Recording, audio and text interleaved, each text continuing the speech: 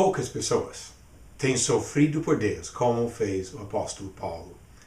Depois da sua conversão, este homem de Tarso passou de perseguidor a perseguido e suportou todo tipo de maltrato nas mãos daqueles que se sentiam ameaçados pela mensagem que ele pregava. Ele escreveu na segunda carta aos Coríntios sobre os abusos e sofrimento que ele tinha passado até aquele momento. E devemos lembrar que isso é uma coisa que ainda veio mais ou menos cedo no trabalho dele. Ainda tinha muitas outras coisas que Paulo passou depois que nós sabemos do livro de Atos. No 2 Coríntios capítulo 11, começando no versículo 23, ele deu esta descrição do sofrimento que já passou, falando sobre alguns que estavam tentando afastar os coríntios da fé. Ele perguntou: são ministros de Cristo? Falam como fora de mim, eu ainda mais. Em trabalhos, muito mais em prisões, em açoites sem medida, em perigos de morte, muitas vezes. 5 vezes recebi dos judeus uma quarentena de açoites, menos um. Fui 3 vezes fustigado com varas, 1 vez apedrejado, em naufrágio 3 vezes. 1 noite e 1 dia passei na voragem do mar, em jornadas muitas vezes, em perigos de rios, em perigos de salteadores, em perigos entre patrícios, em perigos entre gentios, em perigos na cidade, em perigos no deserto, em perigos no mar, em perigos entre falsos irmãos, em trabalhos, em fadigas, em vigílias muitas vezes, em fome e sede, em jejuns muitas vezes, em frio e nudez. Além das coisas exteriores, há o que pesa sobre mim diariamente, a preocupação com todas as igrejas. Paulo sofreu. E depois desta data, quando mandou esta carta, sofreu ainda mais. Outro naufrágio, prisão e outras coisas. Mas Paulo também, quando ele comentou sobre o sofrimento, fez outro comentário. Provavelmente na última das cartas dele, quando ele escreveu a segunda carta a Timóteo. Devemos lembrar que ele escreveu esta carta no final da sua vida. Estava aguardando a sua morte por causa da sua fé. 2 Timóteo 4, versículos 6 a 8 mostram isso. É nesta mesma carta que Paulo disse, no capítulo 2, começando no versículo 8, lembra-te de Jesus Cristo, ressuscitado de entre os mortos, descendente de Davi, segundo o meu evangelho, pelo qual estou sofrendo até algemas, como malfeitor. Contudo, a palavra de Deus não está algemada.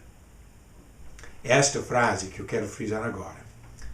Pode prender homens, pode até matá-los, como aconteceria logo depois com Paulo, já haviam feito com Estevão, com Tiago e iam fazer com vários outros. Pode matar o mensageiro, mas não pode algemar ou matar a palavra de Deus. As palavras de Paulo, que eu já citei, nos lembram deste fato. Tratam-se de Jesus Cristo, aquele que criou e sustenta o mundo com sua palavra poderosa. Quando falamos sobre o poder da palavra de Jesus, lembramos de João, capítulo 1. No princípio era o Verbo, e o Verbo estava com Deus, e o Verbo era Deus. Ele estava no princípio com Deus. Todas as coisas foram feitas por intermédio dele. E sem ele, nada do que foi feito se fez. Falando também sobre esse poder de Jesus como Criador e sustentador do universo, diz em Colossenses 1, versículo 16 e 17, pois nele foram criadas todas as coisas, nos céus e sobre a terra, as visíveis e as invisíveis, sejam tronos, sejam soberanias, quer principados, quer potestades, tudo foi criado por meio dele e para ele. Ele é antes de todas as coisas. Nele, tudo subsiste. Mas como é que Jesus fez todas essas coisas? Como é que ele criou o mundo e sustenta este universo? A resposta vem do livro de Hebreus, capítulo 1, versículo 3, que diz que Jesus é o resplendor da glória e a expressão exata do seu ser, ou seja, do ser do Pai, sustentando todas as coisas pela palavra do seu poder. Tudo isso que Jesus faz, ele faz pela palavra. E assim ninguém pode algemar a palavra de Deus.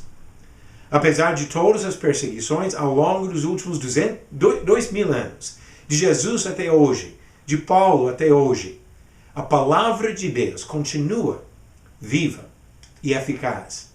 Hebreus 4, versículo 12 diz: porque a palavra de Deus é viva e eficaz e mais cortante do que qualquer espada de 2 gumes, e penetra até o ponto de dividir alma e espírito, juntas e medulas, e é apta para discernir os pensamentos e propósitos do coração.